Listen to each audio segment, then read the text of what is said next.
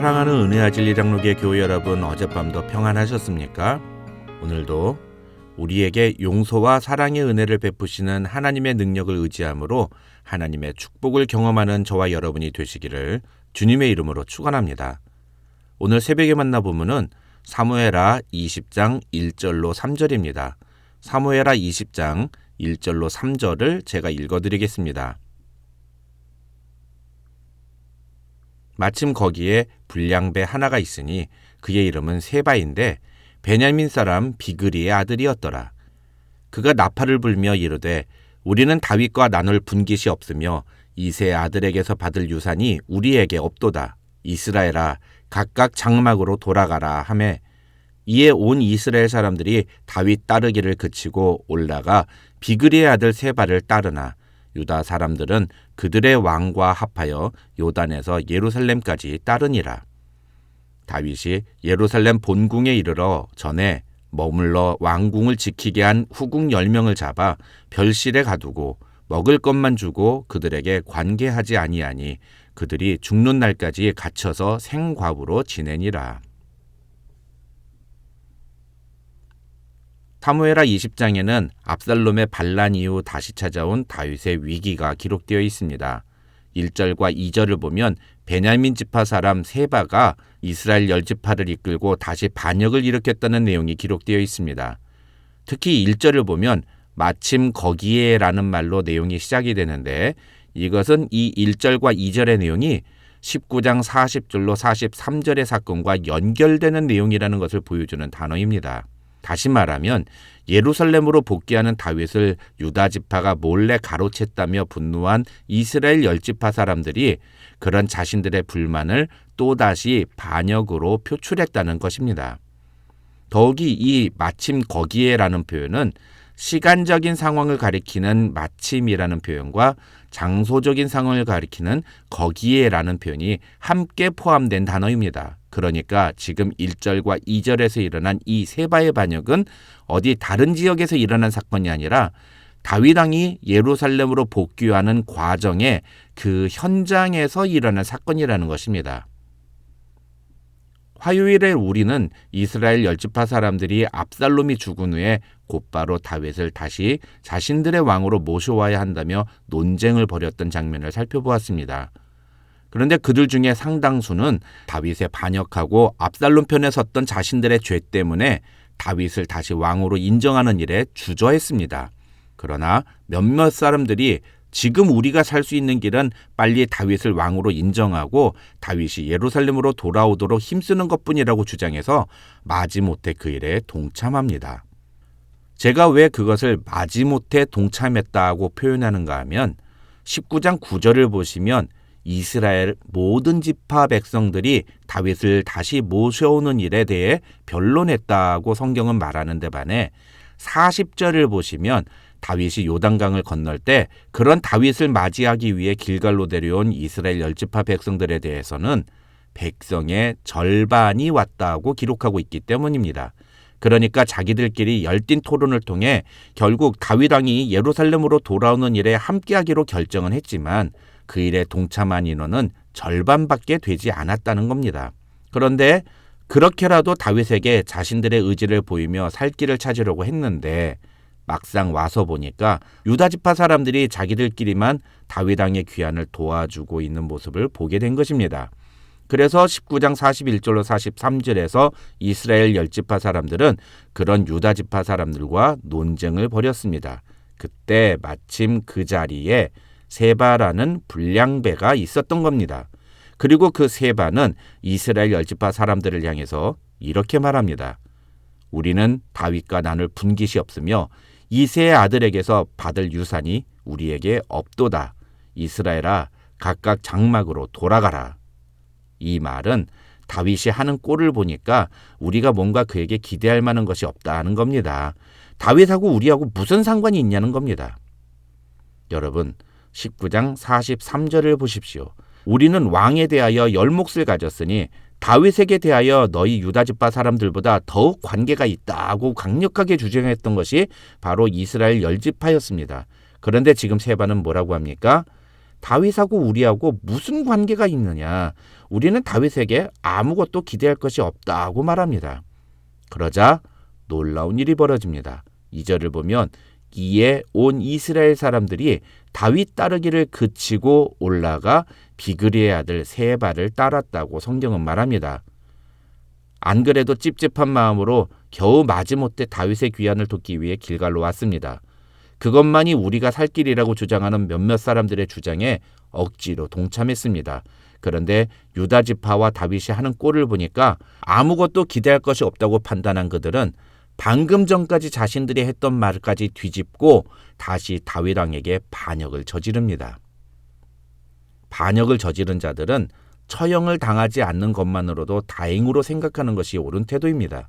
조선 왕조는 반역자들과 그 동조자들의 사돈의 팔촌까지 역적의 무리라는 죄목을 붙여서 처벌했습니다.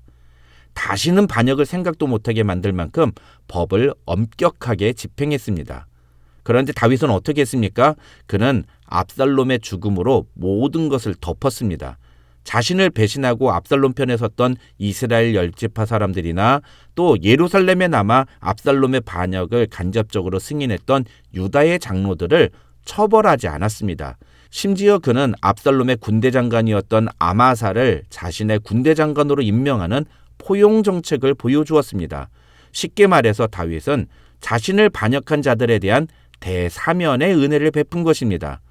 그렇다면 그런 다윗의 결정에 감사한 마음을 가지고 겸손히 자세를 낮추며 자신이 조금 무시를 당했다 치더라도 참고 인내하는 것이 이스라엘 열지파가 보여주어야 할 바른 태도였습니다. 그런데 그들은 그런 태도를 보이기보다는 유다 사람들이 자신을 무시한다고 느끼자 세바의 선동에 휩쓸려서 또다시 다윗 따르기를 그쳤다고 성경은 말합니다. 그냥 다윗 따르기를 그친 게 아니라 다시 반역을 일으켰다는 뜻입니다. 미련하고 무지한 행동입니다. 조금 심하게 말하면 죽으려고 환장한 것입니다. 도대체 이스라엘 열지파 사람들이 왜 이런 행동을 한 걸까요? 오늘 본문에서는 그 원인을 마치 세바의 선동 때문인 것으로 묘사합니다. 1절을 보면 성경은 세바를 불량배라고 표현하는데 여기서 불량배라는 표현은 히브리어로 무가치한 사람, 전혀 도움이 되지 않는 존재라는 뜻으로 히브리인들 사이에서는 일반적으로 사회에 악을 끼치는 사람, 또 도덕성이 없고 폭력적으로 악을 도모하는 사람을 가리킬 때 이 단어를 사용한다고 합니다. 그런데 이스라엘 열지파 사람들이 그런 세바의 선동에 어떻게 동조하고 따라갈 수 있었을까요? 아무리 유다 지파가 자신들을 무시한다고 하더라도 어떻게 또다시 반역을 일으킬 수 있었던 걸까요? 학자들은 이스라엘 열지파가 그런 행동을 한 이유는 세바의 선동이 다윗의 친유다지파적인 정책을 비난했기 때문이라고 설명합니다. 실제로 19장 12절을 보면 다윗은 사독과 아비아달 두 제사장을 통해서 유다 장로들에게 너희는 내 형제요 내 골육이 아니냐는 메시지를 전합니다.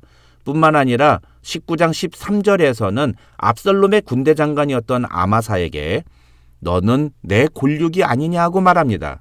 이스라엘 열지파 사람들이 자신을 다시 왕으로 모셔오자는 토론을 벌이고 있다는 사실을 다윗도 알았습니다. 그런데 다윗은 그런 사실을 근거로 유다 장로들을 다그칩니다. 나와 아무런 상관도 없는 저들도 나를 다시 왕으로 모셔오기 위해서 의논하고 있는데 내 형제요 골육인 너희는 지금 뭐하고 있느냐고 말하고 있는 것입니다. 그래서 다윗은 유다 지파 사람들의 마음을 자신에게로 돌아서게 하기 위해서 노력하고 그 일에 성공하자 예루살렘으로 돌아오기로 결정합니다.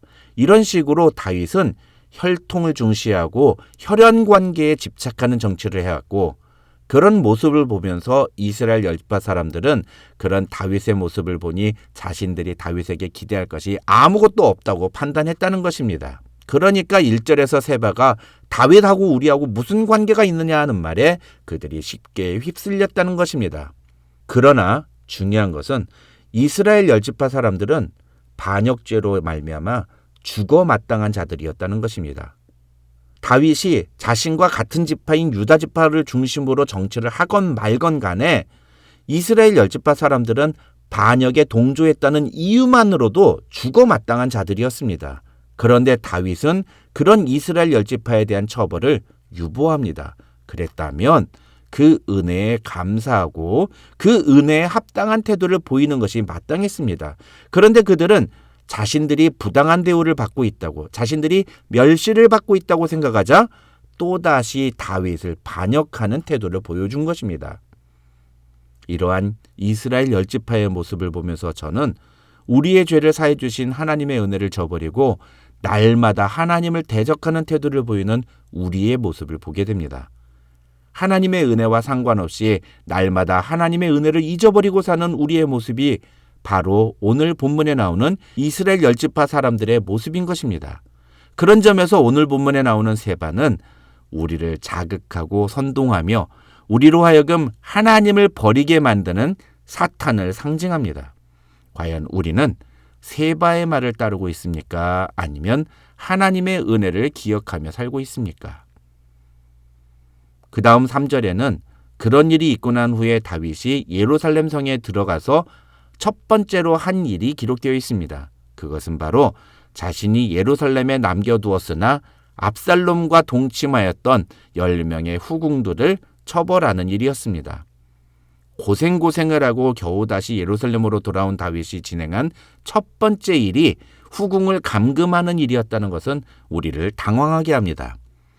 이제까지 다윗은 자신에게 반역을 저질렀던 사람들을 모두 용서하고 포용하는 정책을 보였습니다.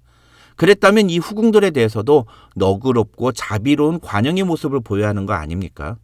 더군다나 이 후궁들은 자신들의 의지로 압살롬과 관계를 맺은 것이 아닐 가능성이 매우 높습니다.